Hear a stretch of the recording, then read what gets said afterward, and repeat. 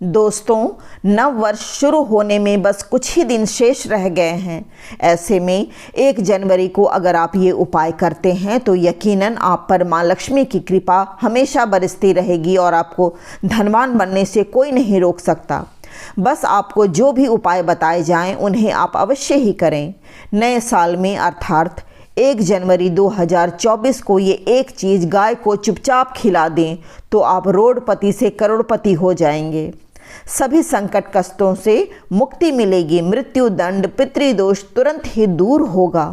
पूरे साल आपके भरे रहेंगे अन्न धन के भंडार। यूं कहें कि आपके 7 पुश्तें रुपये पैसों पर राज करेंगी। बैंक बैलेंस बढ़ता चला जाएगा। सभी दुख दर्द संकट कष्ट जो भी हैं वह दूर हो जाएंगे और सभी सुख आपके कदमों में आ जाएंगे। अगर आप ये छोटी सी चीज़ चुपचाप गाय को खिला देते हैं तो तत्काल गरीबी आपके जीवन से सदा के लिए समाप्त हो जाएगी। यूं कहें कि व्यक्ति रंक से राजा बन जाता है और 33 कोटि देवी देवताओं को धारण करने वाली गौ माता की भी कृपा व्यक्ति पर आजीवन बरसती रहती है। व्यक्ति के जीवन में कभी भी अन्न धन वस्त्र की जीवन में कभी भी कमी नहीं होती है। धन के भंडार घर में भरे रहते हैं। तो दोस्तों, कौन कौन से वह उपाय हैं जो गाय से जुड़ी हुई है, उसे अगर आप 2024 के पहले दिन अगर कर लेते हैं तो आपके घर में सदैव लक्ष्मी का वास रहेगा। इससे पहले आप अगर मेरे इस चैनल पर पहली बार आए हैं तो इसे अवश्य ही सब्सक्राइब कर लीजिएगा और नोटिफिकेशन बेल भी दबा दीजिएगा ताकि आपको हमेशा मेरे आने वाले सभी वीडियोस की नोटिफिकेशन वक्त पर मिलती रहे। इस दिन तीर्थ स्नान करना बहुत ही फलदायी समझा जाता है। अगर तीर्थ स्नान करना या पवित्र नदी में स्नान करना संभव ना हो तो आप घर में ही नहाने वाले पानी में गंगा जल की कुछ बूंदें डालकर स्नान कर लें और साथ ही साथ यदि आप स्नान आदि से निवृत्त हो जाएं तो सर्वप्रथम अपने पूजा घर को साफ करके वहां पूजा पाठ करें। पितरों के निमित्त तर्पण पिंडदान जो आपसे बने अन्न धन वस्त्र दान इत्यादि जरूर करें और नए साल में दान करने से सभी मनोकामनाएं पूर्ण होती हैं। पूर्वजों के लिए इस दिन अर्पण पिंडदान करना बहुत ही फलदायी समझा गया है। उन्हें मोक्ष मिलती है और उनके आत्मा को शांति मिलती है। इस दिन पितृ पूजा के साथ साथ हनुमान जी मंगल देवता और भगवान शनिदेव की भी पूजा ज़रूर करनी चाहिए। इससे मंगल का ग्रह दोष दूर होता है। व्यक्ति के जीवन में धन सुख संपत्ति की प्राप्ति होती है। समस्त मनोकामनाएं पूर्ण होती हैं। अब बात करते हैं कि गाय से जुड़े किस उपाय को करने से धन संपदा की कभी कमी नहीं होती है। दुख दर्द संकट कष्ट सभी दूर हो जाते हैं। जिस तरह से उपाय बताए जाते हैं उसी तरह से इन उपायों को ज़रूर करें। सनातन धर्म में गाय गायत्री और गंगा का बहुत ही ज़्यादा धार्मिक महत्व है। मान्यता है कि गाय के शरीर पर 33 कोटि देवी देवताओं का वास होता है। गाय की सेवा करने से न केवल इस जन्म बल्कि पूर्व जन्म के भी सभी पापों से मुक्ति मिल जाती है। हर एक सुबह जब भोजन बने तो पहली रोटी आप गौ माता के नाम से निकाल दें और यह रोटी गौ माता को खिलाएं। अगर संभव हो तो काली गाय को खिलाएं। अगर काली गाय ना मिले तो सफ़ेद गाय को भी आप खिला सकते हैं। हर एक मांगलिक कार्य में गाय माता या उनसे जुड़ी चीज़ें जैसे गाय का गोबर गौमूत्र गाय का दूध अथवा गाय के दूध से बना घी ज़रूर शामिल करें। इससे आपको पुण्य भाव की प्राप्ति होगी। सनातन परंपरा के अनुसार जिस घर में गाय माता की सेवा होती है वहाँ वास्तु दोष स्वतः ही समाप्त हो जाती है। गाय की सेवा से नवग्रह शांत हो जाते हैं। गर्मियों में गौ माता को पानी ज़रूर पिलाएं और सर्दियों में गुड़ ज़रूर खिलाएं। 33 कोटि देवी देवताओं को धारण करने वाली गौ माता से जुड़े कई शुभ व अशुभ संकेत भी होते हैं। मसलन गाय का दूध दूहते समय अगर गाय ठोकर मार दे और दूध बिखर जाए तो इसे अपशगुन माना जाता है।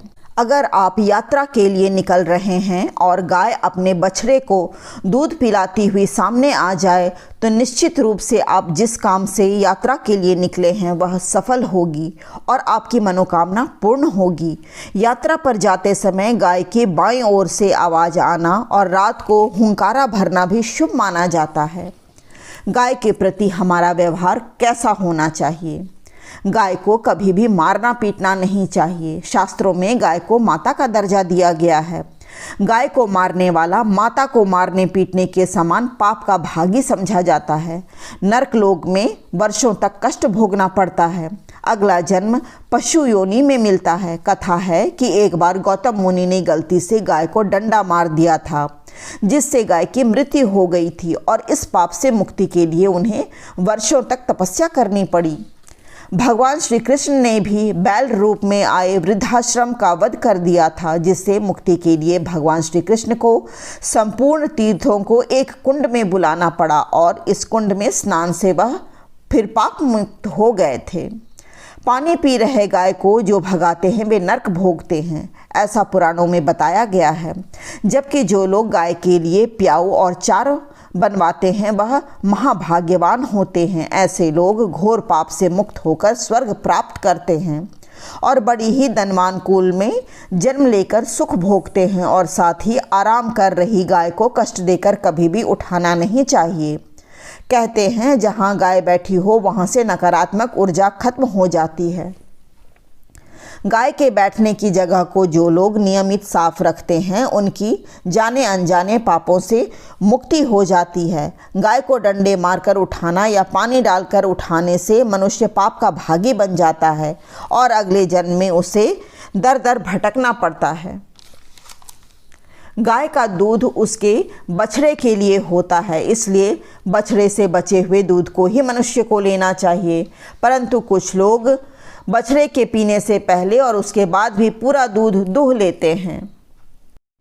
ऐसा करना घोर पाप कहा जाता है।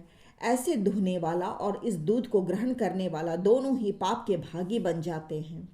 साथ ही साथ कहा गया है कि गौवंश के पीठ पर नहीं बैठना चाहिए, मतलब गाय और बैल के पीठ पर नहीं बैठना चाहिए, अन्यथा घोर पाप के भागी बनते हैं और नरक यातना झेलनी पड़ती है।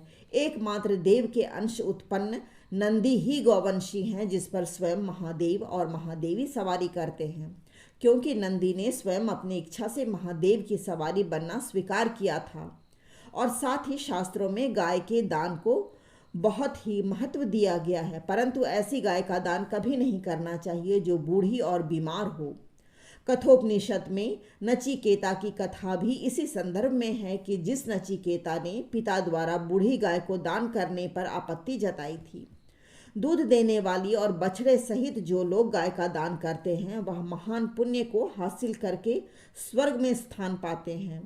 गाय को प्रतिदिन रोटी खिलाएं, परंतु वो ताज़ी होनी चाहिए, ना कि आज की बनी हुई और कल खिलाएं। रोटी वैसे में बासी हो जाएगी। गाय को कभी भी बासी रोटी ना दे, इससे घर में नकारात्मक ऊर्जा का वास होता है। जो भी काम आपके बनने वाले थे वे निष्फल हो जाएंगे, इसलिए रोज़ाना ताज़ी रोटी ही खिलाएं और साथ ही साथ सड़ी गली चीज़ें भी गाय को नहीं खिलानी चाहिए। गाय को जब भी रोटी दें तो रोटी में थोड़ी हल्दी लगा लें या थोड़ा गुड़ रख लें। अगर गुड़ ना हो तो थोड़ी घी या मिश्री भी रख सकते हैं। गाय को कभी भी सूखी रोटी ना खिलाएं, मतलब सिर्फ रोटी ना दें, उस पर कुछ ना कुछ रखकर ही गाय को रोटी खिलाएं। इससे आपको शीघ्र ही शुभ फलों की प्राप्ति होगी। जी हाँ दोस्तों, तो ये थे गाय से जुड़ी हुई कुछ महत्वपूर्ण उपाय जिसके करने से आपके पुण्य फल की प्राप्ति होगी। वीडियो अगर पसंद आई हो तो लाइक, शेयर एंड सब्सक्राइब कर लें और कमेंट में जय गौ माता ज़रूर लिखें। नमस्कार।